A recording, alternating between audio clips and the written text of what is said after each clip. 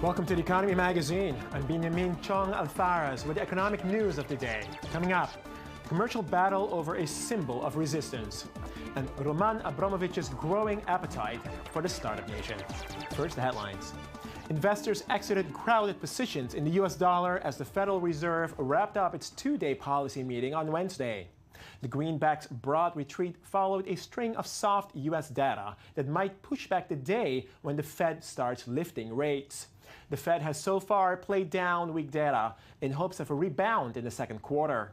Asian share markets also continued their retreat from 7-year peaks, with the MSCI's broadest index of Asia-Pacific shares outside Japan falling 0.9%. Ukraine's Prime Minister Petro Poroshenko asked allies skeptical of sending weapons to Kiev to instead consider boosting foreign investment. European leaders on Monday resisted Ukraine's demands for peacekeepers to stabilize its war-torn east for fear of escalating the conflict with Russia. Instead, EU leaders pressured Ukraine's government to speed up reforms, cleaning up Ukrainian politics and business in return for closer ties with the bloc. Poroshenko said he aimed for Ukraine to be ready to apply for EU membership within 5 years, but warned the country first needs more help to stabilize the east. We do understand that not everyone in the EU and even in the world is supportive of an idea to supply a defensive weapon to Ukraine. But the thing is that if we cannot get military boots on the ground, we ask to have business shoes on the ground. Qatar officially unveiled what it says is the world's biggest environmental project, a $1 billion plant to capture wasted gas. The Jetty Boil-Off Gas Recovery Project would capture enough gas to power 175,000 cars per year, or 300,000 homes. It also allows Qatar, the world's largest producer of liquefied natural gas, to recover a further 29 million cubic feet of gas per year, saving the equivalent of 1.6 million tons of CO2.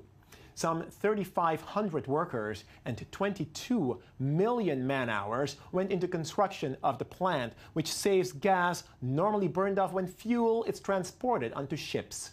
And given controversy over human rights abuses among foreign workers in Qatar, who make up nearly 90% of the population, officials were careful to note they were not mistreated. And I think we have, in the oil and gas industry, demonstrated again and again how much care we take, in ensuring that we have our workforce that works here is put in the best conditions to work in, the complexes that they have here for accommodating all the laborers that are here. China has the second largest wine growing area in the world after Spain, according to the International Organization of Vine and Wine. The figures of 2014 showed China had nearly 2 million acres of land devoted to wine growing, compared with 2.5 million acres in Spain. Though France was pushed to third place in terms of area, it remained the biggest producer globally and earned the most from wine exports, raking in $8.4 billion. The United States remains the biggest consumer, with 13% of the global intake, followed by France and Italy. Whereas China has rapidly emerged as a major player in viniculture, Europe has purposefully shrunk its vineyards to improve quality and push up prices. Volkswagen's first quarter profits soared 17%, helped by improving European car demand and a cost-cut drive at the company. Operating profit jumped to 3.33 billion euros from 2.86 billion a year earlier. Quarterly sales of VW cars in high-margin Western European markets rose 6.5%, offsetting declines in the US and China. European car sales in general made their biggest leap in a year in the first quarter as new passenger car registrations rose 10.6% from last year. Kufiyas have long been both a symbol of Arab resistance as well as a counterculture fashion statement among young Westerners. But given the high demand for the controversial scarf, China and India have flooded the market with cheaper counterfeits. In the old city of Jerusalem, tourists stroll for colorful souvenirs to bring home. One item is ubiquitous, the famous patterned black and white headscarf known as the kufiye. Over the years, it's become a worldwide symbol of Palestinian resistance. It may be stylish for some people, but I don't wear it because I think it is stylish. For me, it is kind of a solidarity stand. Most of the kufiyas are produced locally in this textile mill in the West Bank city of Hebron. The Hirbawi factory has been around since 1961 and prides itself for its Made in Palestine stamp. It's endured through conflict, one Palestinian uprising, and the rigors of daily life in the Israeli-occupied territories. But at the start of the last decade, it was forced to fold temporarily in the face of strong competition from China and India, who flooded the market with cheaper counterfeits. We had to close the factory altogether for almost 5 years. Then we decided to improve the quality of our products, so we could compete in terms of quality rather than prices, because in terms of prices, we'll never be able to compete. Each year, the factory sells around 30,000 kufiyas, of which only 2 or 3% are sold locally, while the rest go overseas, mainly to Europe. That success can be put down to the influence of one man, Yasser Arafat, the late Palestinian leader and icon of the resistance, who was hardly ever pictured without it. Shop owners in Palestinian territories have since learned to adapt to international demands. Some tourists want to buy cheap souvenirs, so we have cheap kufiyas that we sell for $6 to $7. And if they want better quality, we also sell kufiyas for $19 to $20. The traditional black and white kufiye has also gone through a makeover of sorts. These days, it comes in all hues and shades. This eye-catching fabric with its checkered effect has now spread far and wide.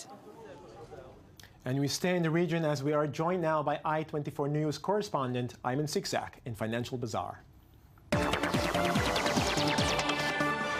Ayman, thanks for joining us. Hi, Binyamin. It's crazy. It seems like everything is produced in China these days. I mean, we just had, Israeli Independence Day, and all the flags people are buying, they're also made in China. It's crazy, no? That's true, yes. Well, the textile industry is going through some serious changes, especially in the Middle East. Right. And, if we look at Hebron and we look at Gaza, it's also suffering the same crisis. Textile in Gaza was one of 3 main exports, one of the 3 main economic factors that kept Gaza up and going with food processing and furniture, producing furniture. Now, before the Israeli-imposed blockade on Gaza, about 85% of all products from Gaza went to Israel and the West Bank, and a huge part of that was textile. But the Israeli NGO Gisha, which studies Gaza and the Palestinian-Israeli conflict on a continuous basis, shows us that the textile industry in Gaza has pretty much dissimated since then. It's not existent anymore. They're also pretty much buying stuff from China. China is taking over in a passive way as well. Right. What are the expectations here in terms of the industry there? In terms of the economy in general? Well, what Gisha is saying in the study is that if the blockade is lifted, about 30 to 90% of all products from Gaza will go back to Hebron as well, which we've just heard of.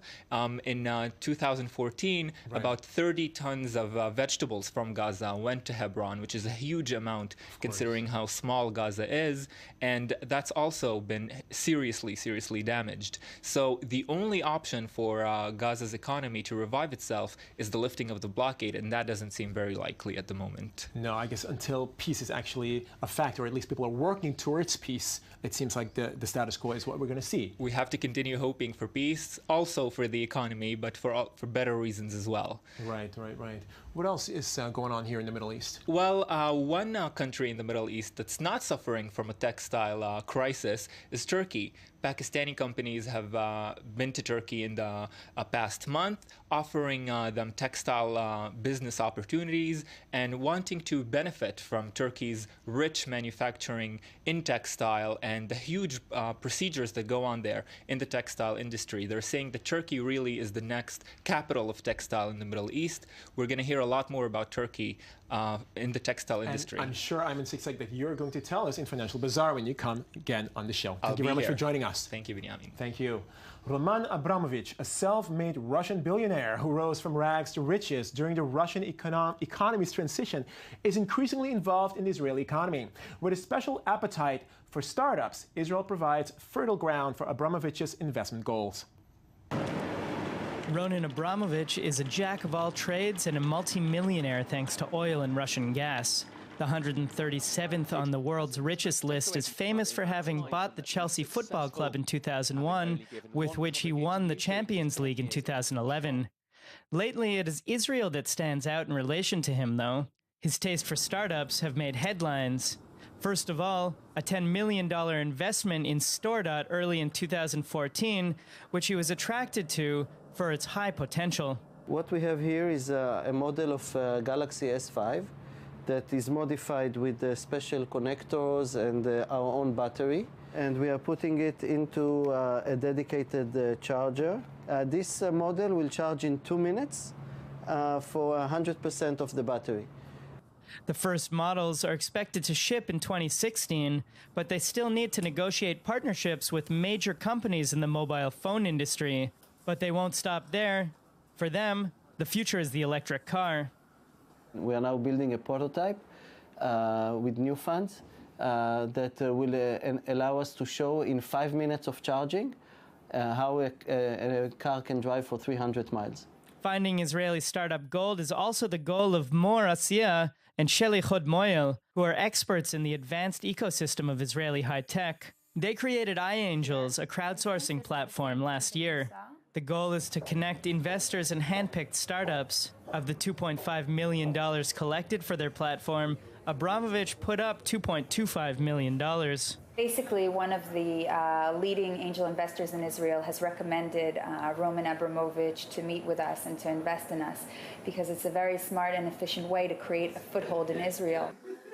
Over the past year, 18 startups were funded for a total amount exceeding $5 million through their platform. If crowdfunding continues to increase globally as it did in 2014 by 167%, iAngels may be at the top of that heap. We're going to see consolidation in the equity crowdfunding industry, and I think that the equity crowdfunding platforms that will survive and that will thrive in the future are the ones that do provide investors with high-quality deal flow, with portfolio management tools that allow people to track their portfolios. A simple way to send music to one another.